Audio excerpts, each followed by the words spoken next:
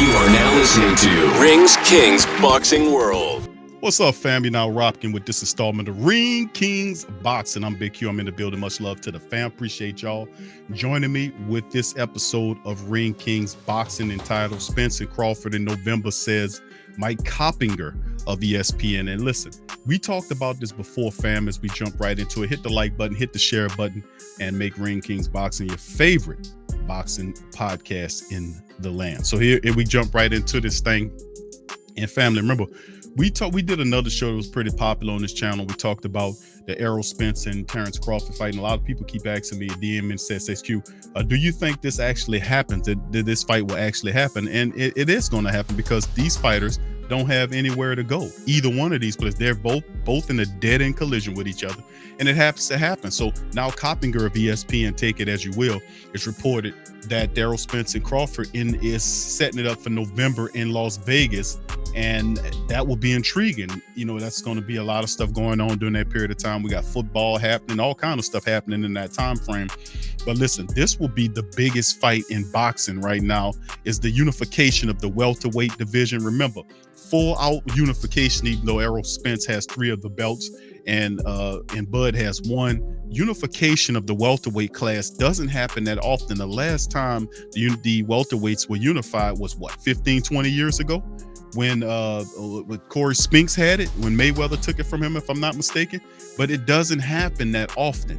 But to have the unification of the welterweight class here is a big thing in the world of boxing. So according to Coppinger family, that unbeaten welterweight champion Errol Spence Jr. and Terence Crawford are close to being made for the undisputed championship in November in Las Vegas, according to ESPN. Now, Coppinger of ESPN is reporting there is no real obstacle standing in the way of a long-awaited match between the IBF, WBA, WBC 140-pound champion Spence, who's 28-0 with 22 knockouts, and WBO champion Crawford, who's 38-0 with 29 knockouts, from happening in November.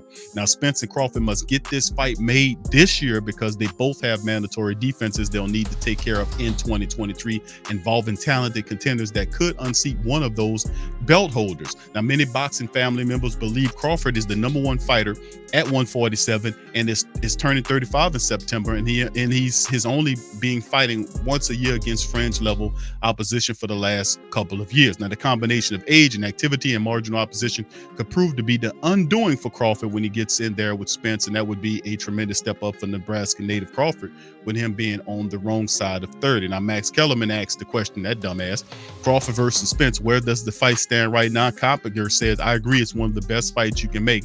It's Spence Crawford, probably the best fight, and still really close to being made. No real obstacles. I'm told it's looking like November in Las Vegas.